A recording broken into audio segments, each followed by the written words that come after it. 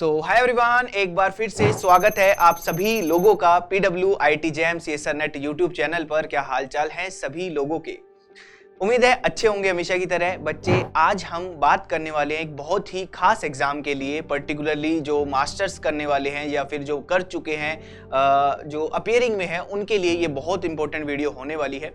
जैसे कि अगर हम बात करें कोई भी BSc MSc जो इस लाइन में है, उसमें कॉम्पिटिटिव एग्जाम जनरली जो दिमाग में आते हैं IIT JEM CSR NET GATE TIFR, ये एग्जाम दिमाग में आते हैं। मगर एक और बहुत खास और बहुत बड़ा एग्जामिनेशन है जो बहुत रेप्यूटेड जॉब दिलवाएगा, है ना, जो दिलवा सकता है और जिसकी वैकेंसीज हर साल निकलती है, उसके बारे में हम बात करेंगे। एग्जामिनेशन का नाम क्या है? एग्जाम है कंबाइंड जियो scientist examination. Union public service commission इसको करवाती है, यूपीएससी द्वारा ये कंडक्ट करवाया जाता है। यूपीएससी बहुत सारे बड़े बड़े एग्जाम कंडक्ट करवाती है।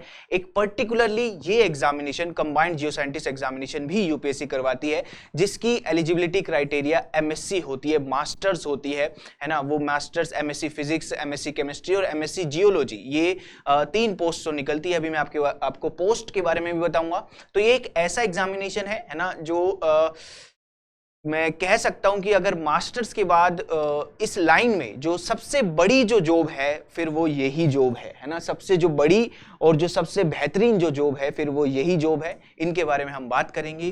क्या है पोस्ट, कैसे निकलती है और हर साल ये निकलती हैं। ये 2023 में वैकेंसीज जो निकली है उसके बारे में मैं आपके सामने बात कर रहा हूं। पोस्ट 2 कैटेगरीज में निकलती है, बेसिकली मेजर यही होती है कैटेगरीज।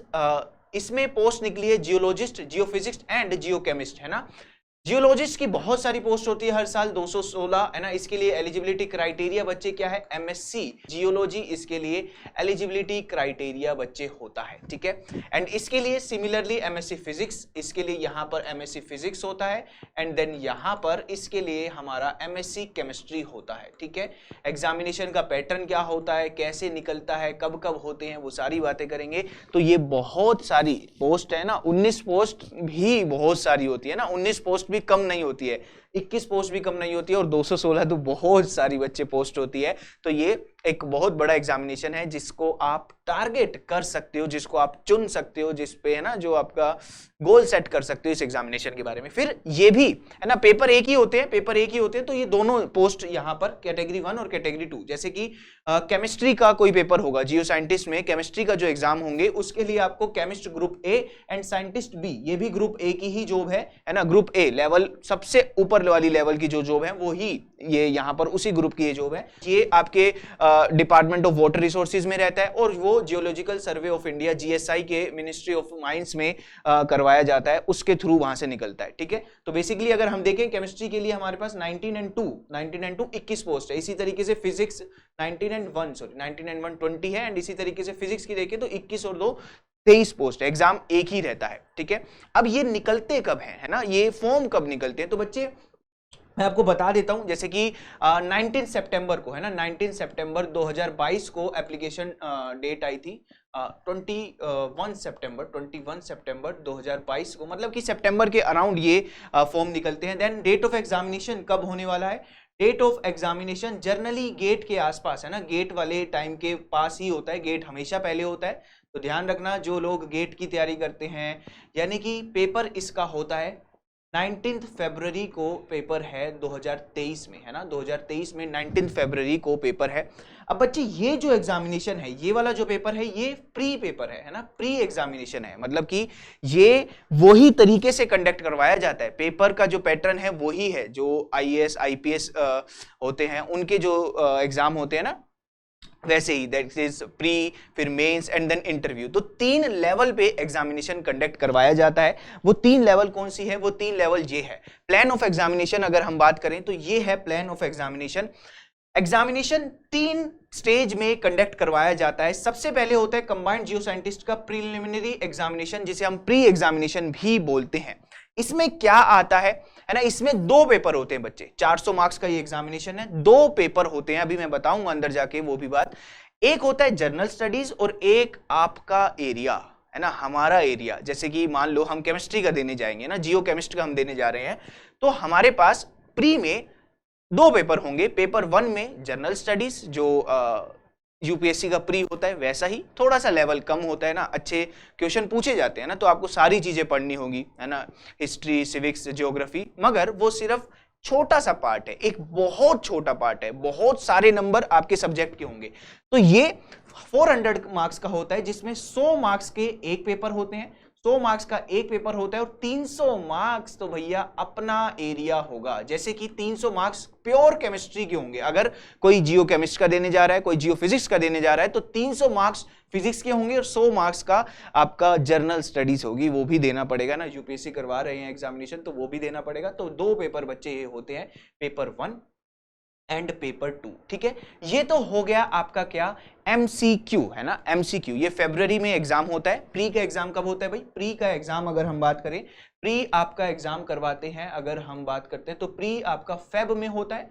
मैं आपको आइडिया दे देता हूं, रिजल्ट इसका कब आता है? इसका रिजल्ट बच्चे आ जाता है मार्च में, है ना, रिजल्ट मार्च में आ जाता है। जो लोग इसको क्वालिफाई करते हैं, जो लोग इसको क्वालिफाई करते हैं वो कहां जाते हैं? वो मेंस के एग्जामिनेशन की तरफ जाते हैं, मेंस एग्जामिनेशन जाते हैं। ये कब होता है? ये एग्जामिनेशन होता है भाई जून में, है ना, जून में एग्जामिनेशन है, 24-25 जून को 2023 में मेंस का एग्जामिनेशन होगा। मगर पहले प्री का रिजल्ट आएगा, प्री का रिजल्ट जो क्वालिफाई होगा वो जाएगा मेंस की तरफ, और मेंस का एग्जामिनेशन 600 मार्क्स का होता है, ठीक है, 600 मार्क्स का होता है, और ये भी 3 पार्ट में होता है। सबसे बड़ी बात, ऑब्जेक्टिव 4 में से एक चुनने वाला खेल यहां पर खत्म हो चुका होगा। कन्वेंशनल टाइप यहां पर लिखा हुआ है, कन्वेंशनल टाइप पेपर, इसका मतलब है भैया लिखना पड़ेगा, है ना। जैसे मेंस, यूपीएससी का जो मेंस होता है, थोड़ा थोड़ा तो आइडिया होगा यूपीएससी के मेंस के बारे में भी, है ना, वहां पर लिखना होता है। तो यहां पर भी केमिस्ट्री के भी पेपर होंगे, फिजिक्स के, अगर जो फिजिक्स वाले हैं उनका फिजिक्स,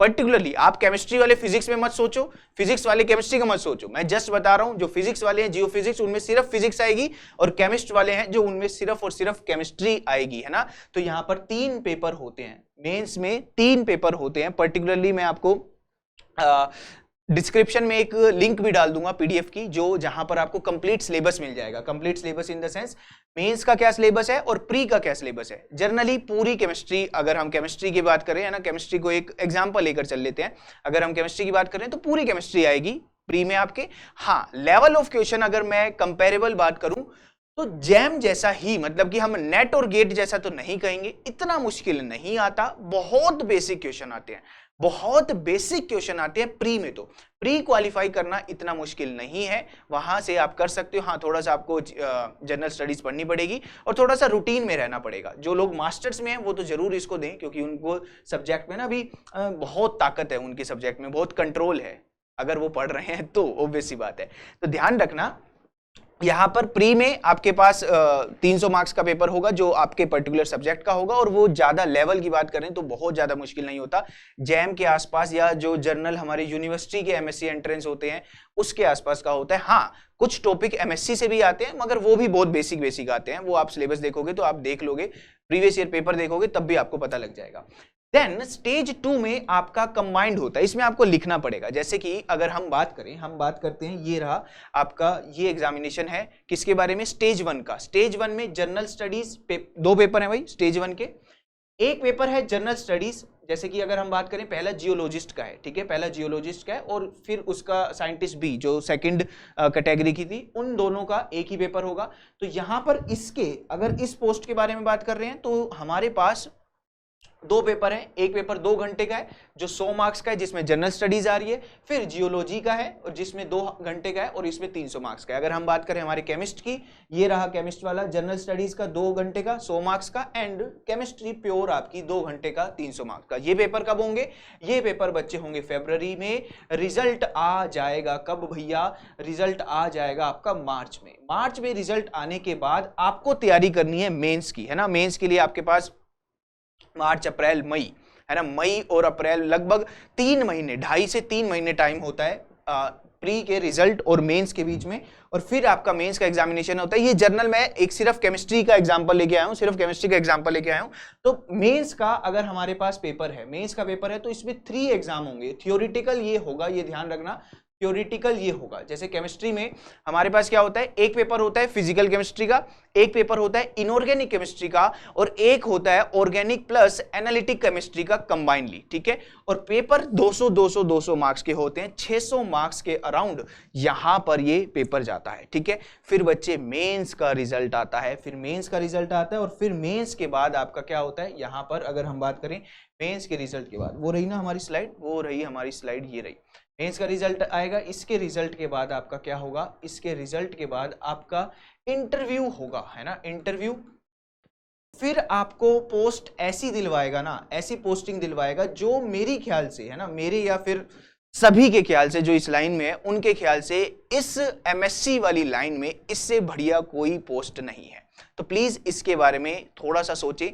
कंप्लीट सिलेबस आप कहां देख पाओगे, मैं डिस्क्रिप्शन पे एक लिंक डालूंगा, वहां पर कंप्लीट सिलेबस है ना, पूरा जो ब्राउचर है वो बहुत सारा बड़ा बड़ा ब्राउचर है, हिंदी में इंग्लिश में सब लिखा हुआ है। तो जो इंपॉर्टेंट बातें थी वो मैंने आपको बता दी, है ना। जियो साइंटिस्ट के जो पेपर होते हैं उसमें 3 स्टेज होते हैं। स्टेज 1 जो प्री होता है, प्री के अंदर 2 पेपर होते हैं, प्री का एक पेपर 100 मार्क्स का होता है और दूसरा पेपर 300 मार्क्स का, टोटल 400 मार्क्स का आपका पेपर होता है। फिर 400 मार्क्स के बाद आपका क्या होता है, 400 मार्क्स के बाद आपका बच्चे इसका रिजल्ट आएगा, देन मेंस का पेपर होएगा, ये 600 मार्क्स का होता है, देन 200 मार्क्स का इंटरव्यू होता है। इन सब के कंबाइन मार्क्स जुड़ के एक रैंक निकलती है और उस रैंक के बेस पे आपकी जितनी वैकेंसीज है उसके बेस पे पोस्टिंग निकलती है।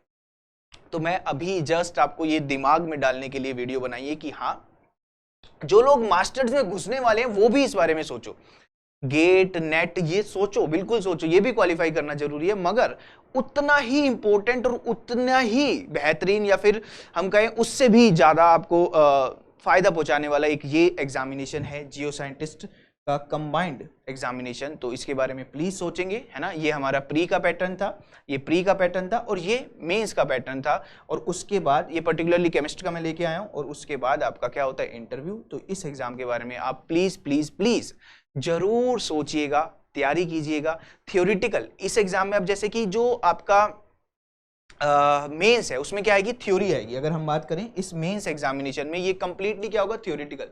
तो बच्चे आपको बुक रीडिंग की हैबिट होनी चाहिए, यहां पर क्या होनी चाहिए, आपको बुक रीडिंग की हैबिट होनी चाहिए। इसीलिए मैं कहता हूं कि हाँ, हम क्या करते हैं, गेट और ये क्यों एग्जामिनेशन अलग हो जाता है इन दोनों से, गेट सीएसआर नेट जैम से, क्योंकि वहां पर हमें एमसीक्यू, हम ट्रिक से काम चला लेते हैं। अच्छा ये ऐसे, चलो भाई यहां पर हमने ट्रिक एक जस्ट फॉर्मूला पढ़ लिया, कॉन्सेप्ट क्या था पता ही नहीं, सब गायब हो गया, बेसिक क्या थे कुछ नहीं पता, इसीलिए दिक्कत करता है। यहां पर उन बच्चों के लिए बहुत दिक्कत हो जाती है जो जस्ट ट्रिक के बेस पे काम चल रहा है। मैं ये नहीं कह रहा आप ट्रिक मत करो, आप ट्रिक्स याद करो, आप उस एग्जामिनेशन के लिए पर्टिकुलरली ट्रिक्स चाहिए ही चाहिए, गेट नेट इनके लिए ट्रिक्स चाहिए, मगर इस एग्जामिनेशन के लिए आपको थ्योरी पढ़नी पड़ेगी। बुक रीडिंग की हैबिट बच्चे आपको होनी चाहिए, ये बात ध्यान रखना, बुक रीडिंग की आपको पढ़ने की हैबिट होनी चाहिए, है ना। ऐसा नहीं है कि कुछ भी लिख के आ गए, नहीं भाई, आपको अच्छा लिखना पड़ेगा, साफ लिखना पड़ेगा, स्पष्ट लिखना पड़ेगा कि ये इसका आंसर है, विद एक्सप्लेनेशन, मतलब कि कहां से चीज शुरू हुई कहां पर खत्म हुई, ठीक है। तो ये था आपको जो मैं बताना चाहता था इस एग्जाम के बारे में। प्लीज जरूर सोचना, थोड़ा सा दिमाग के किसी एक फोल्डर में कनेक्ट जरूर कर लेना कि हाँ सर ने बताया है तो ये एग्जामिनेशन के बारे में हम करेंगे। अभी आप जहां पर भी हो, जिस स्टेज पर हो अपनी लाइफ के, चाहे जो लोग मास्टर्स में हैं, जो लोग मास्टर्स में जाने वाले हैं, जो लोग तैयारी कर रहे हैं, जो लोग जैम में लगे हुए हैं, जो लोग गेट में नेट में, जहां पर भी हो अच्छे से लगे रहो, मेहनत करते रहो, रिजल्ट एक ना एक दिन आपके सामने आ जाएगा। पढ़ा हुआ कभी बेकार नहीं जाता, वो कहीं ना कहीं कभी ना कभी आपके सामने आपको कुछ लाकर जरूर दे देगा, ठीक है जी। चलिए धन्यवाद, थैंक यू सो मच, है ना। अच्छे से पढ़ते रहिए, स्वस्थ रहिए, मस्त रहिए, take care, thank you so much.